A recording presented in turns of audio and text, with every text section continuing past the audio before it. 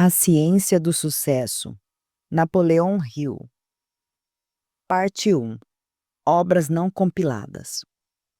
Parece uma fórmula simples, parece básica. Todavia, representa os esforços de uma vida inteira. O homem que ensinou milhões a ter sucesso, por John Johnson. Dificilmente existe alguém hoje em dia que nunca tenha ouvido falar de Napoleão Hill e de sua lei do sucesso. Milhões de leitores pelo mundo já se beneficiaram dos seus ensinamentos. Entretanto, poucos estão cientes do tremendo sucesso pessoal do autor. Um homem que usou sua filosofia para sair do esquecimento de uma cidadezinha rumo ao reconhecimento internacional. Nesta edição, o homem que ensinou milhões a progredir conta a fabulosa história da vida de Hill e revela como a fórmula que ele desenvolveu pode trazer sucesso para você. Todos os norte-americanos se sentiram inspirados e tocados quando ouviram, em 1933, a voz retumbante de Franklin Delano Roosevelt proclamar: "Não há nada a temer, a não ser o próprio medo." Homens de todos os cantos se agitaram com a declaração, que trouxe uma pausa para o pânico que assombrava nossa economia e abalava as estruturas do nosso governo. Enquanto o presidente dizia essas palavras, outro homem ouvia com satisfação silenciosa. Ele estava acostumado a transmitir palavras e ideias para homens de todas as esferas de atuação. Esse era o seu trabalho. O fato de o presidente dos Estados Unidos achar adequado usar a ideia que ele, na função de conselheiro confidencial, tinha expressado foi outro grande marco em uma longa e frutífera carreira dedicada a levar ao mundo uma filosofia que as pessoas poderiam usar para melhorar a si mesmas. Esse homem, que se manteve anônimo, era Napoleão Hill. Autor de obras como O Manuscrito Original, As Leis do Triunfo e do Sucesso de Napoleão Hill, Como Aumentar o Seu Próprio Salário e outros best-sellers, ele é considerado um escritor de sucesso. Mas aqueles que realmente compreendem a mensagem que ele tenta passar o reconhecem como muito mais do que um autor. A escrita foi apenas uma das ferramentas que ele usou para dizer a milhões a verdade sobre si mesmos e sobre os poderes que eles dificilmente reconhecem ter. Que poderes são esses? De forma resumida, incluem vastas e inexploradas reservas de inteligências e habilidades humanas. Hill tem a honra de ter dedicado a vida à criação de uma fórmula que destrava esses poderes com máxima potência e a ensinar pessoas a aplicar suas descobertas no cotidiano. A voz de Napoleão Hill, de 65 anos, foi ouvida em todos os cantos do mundo e seus efeitos foram poderosos. Milhões de leitores de 20 nações diferentes leram seus livros. Até a distante Índia foi tocada por seu trabalho.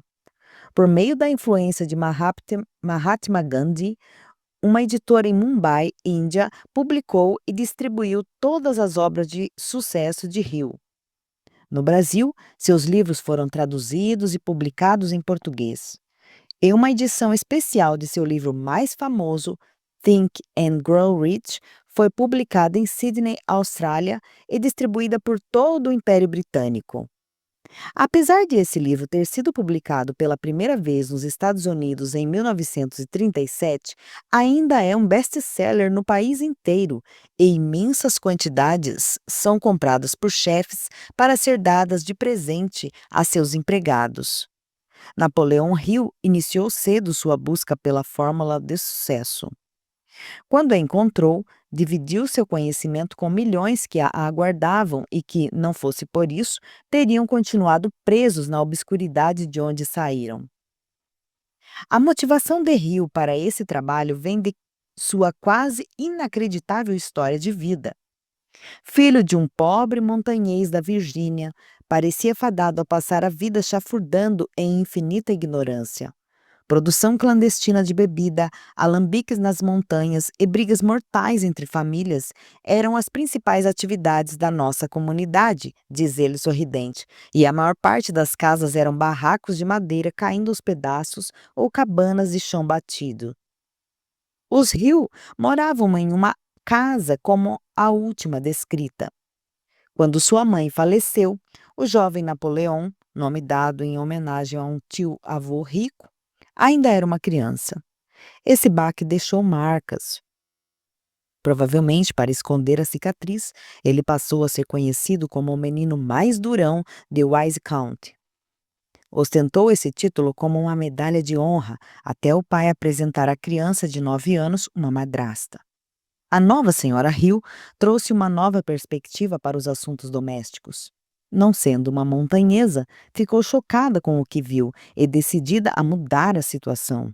Napoleão, que poderia ter sido seu maior problema, se tornou sua maior vitória. Fui apresentado a ela como o menino mais malvado da cidade, recorda o aclamado cientista do sucesso. Mas minha madrasta bateu os olhos em mim e disse: ele não é malvado. É só um menino que não aprendeu a canalizar sua inteligência para fins construtivos. De certo modo, essas palavras se tornariam o pilar da filosofia que Hill estava destinado a desenvolver nas décadas seguintes. A senhora Hill se tornou a luz-guia. Usando seu dote, ela fez o marido estudar e não sossegou até ele se tornar um dentista bem-sucedido. Napoleão e seu irmão mais novo foram resgatados pela determinação da madrasta de dar a eles uma nova chance. Aos 12 anos, a futura inspiração de milhões completou o ensino fundamental. Aos 14, era repórter em meio período para 15 jornais. Aos 15, depois de terminar o ensino médio, entrou no curso de administração na faculdade de Tazewell, Virgínia. Quanto mais seus horizontes se expandiam, mais sua aversão à ignorância crescia e mais sua determinação em avançar se intensificava. Quando terminou a faculdade de administração, Hill conseguiu um emprego como advogado.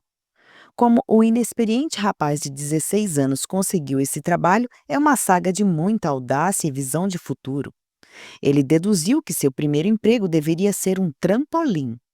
Um bom começo era essencial e o dinheiro, naquele momento, quase não tinha importância.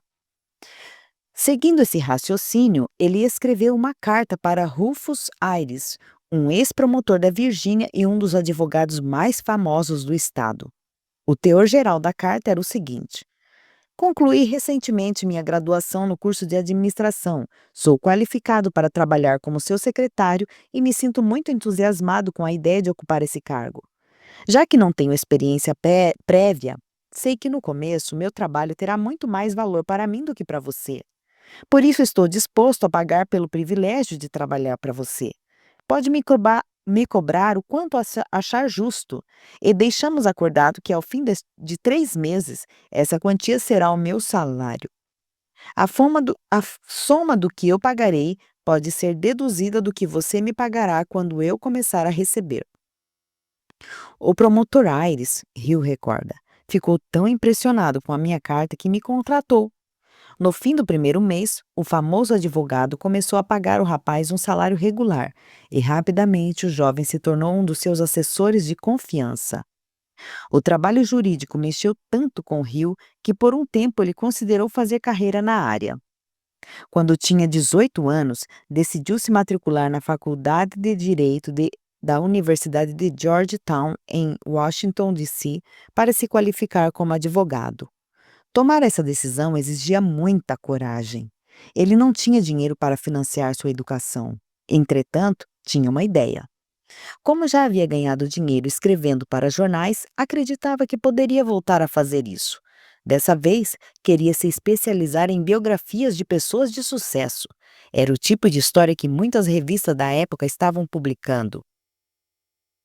E o conhece o sucesso personificado. O primeiro passo foi se aproximar do senador Bob Taylor, do Tennessee. Além de senador, Taylor era editor de um importante jornal da época. O jovem Hill queria uma garantia de renda regular pelo material que escreveria. Taylor, intrigado com o jovem rapaz, ofereceu a ele cartas de apresentação para pessoas proeminentes que poderiam ser bons temas para artigos futuros. Quando a entrevista acabou, a lista de Hill incluía Thomas Edison, John Wanamaker, o príncipe do comércio, Edward Bock, editor de Ladies' Home Journal, Cyrus H. K. Curtis, editor do Sunday Evening Post, Alexander Graham Bell, inventor do telefone, e Andrew Carnegie, o grande magnata do aço. Deslumbrado com as perspectivas dos seus novos contatos, Hill deixou de lado os estudos de direito e mergulhou no jornalismo. O momento decisivo da sua vida aconteceu durante a entrevista com Andrew Carnegie, o homem que construiu um dos mais poderosos impérios industriais da história. Após uma viagem até Pittsburgh, Hill foi diretamente para o escritório de Carnegie. Passaram 3 horas conversando sobre a vida do magnata. Ao final da conversa, Carnegie, muito impressionado com o jovem rapaz, o convidou para ficar em sua casa. As conversas continuaram por 3 dias. Enquanto repensava os incidentes que o levaram à ascensão, Carnegie, outrora um imigrante sem um tostão no bolso, disse a Hill que o mundo precisava de uma filosofia de sucesso baseada no know-how de homens como ele, que adquiriram conhecimento com as experiências da vida, por meio da tentativa e erro. O mundo precisava de uma espécie de planta, um esquema que ajudasse as pessoas a aproveitar seus talentos ao máximo. O trabalho seria longo e árduo, exaustivo e talvez não desse retorno durante muito tempo. Mas alguém, ele insistiu, teria que assumir a responsabilidade. Ao final do 3º dia, Carnegie repentinamente confrontou seu jovem interlocutor com uma pergunta. Você estaria disposto a passar 20 anos desenvolvendo esse trabalho? Responda apenas sim ou não. Demore o quanto precisar para tomar a decisão e me avise quando tiver certeza.